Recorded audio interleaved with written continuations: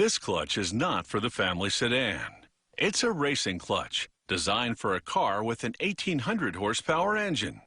Without this kind of heavy-duty clutch, there would be no way to transfer that much power to the wheels, and the race car would be going nowhere fast.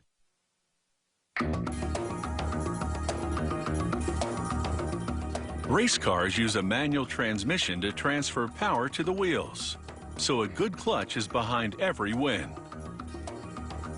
Production starts with the flywheel, which connects the clutch to the engine.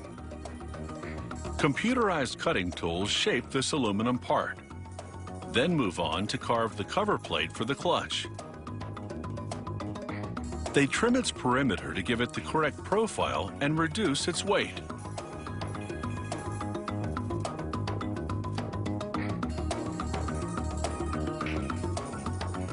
Next, they use a bolt with an industrial diamond tip to level the surface of an iron friction disc. This will allow for better contact with other parts of the clutch. There are typically 2 to 3 of these friction discs in a racing clutch. The clutch discs will ride against this steel insert, which they position on the flywheel. The technician applies locking compound to bolts, then uses them to attach the insert to the flywheel.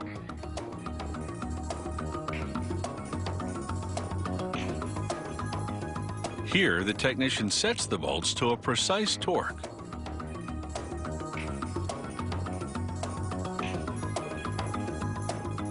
Next, he uses this grinder to flatten the surface of the steel insert, again for better contact with the clutch disc.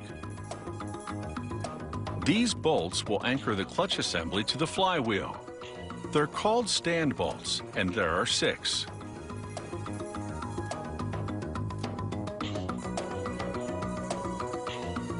Here, they sculpt titanium cylinders to act as stands for the bolts that were just installed in the flywheel. Titanium is strong and lightweight, which is important because of the huge amount of energy the clutch must transfer.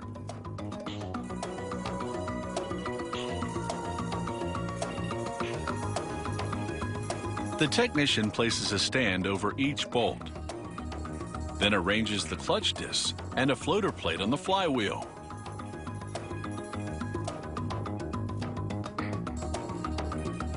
He presets the height of the stands. Then he prepares the pressure plate assembly. He presses aluminum cups into holes in the cover.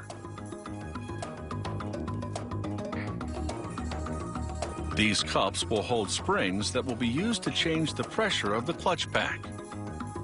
But he holds off on inserting the springs in the cups. First, he installs a series of levers on the cover plate. He slides pivot pins into each lever.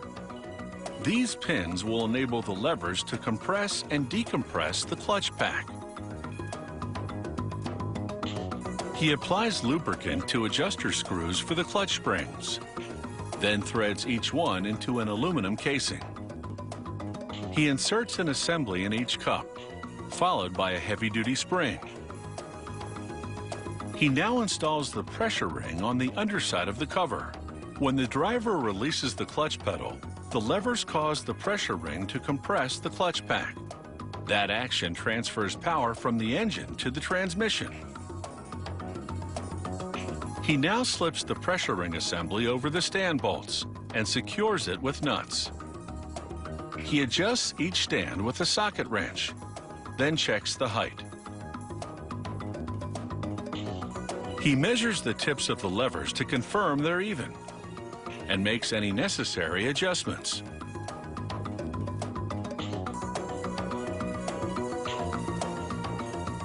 He pushes the levers to test this clutch, and the pressure ring responds as it should, creating the necessary pressure on the clutch pack. Finally, a certification sticker and some strapping to secure it for shipping.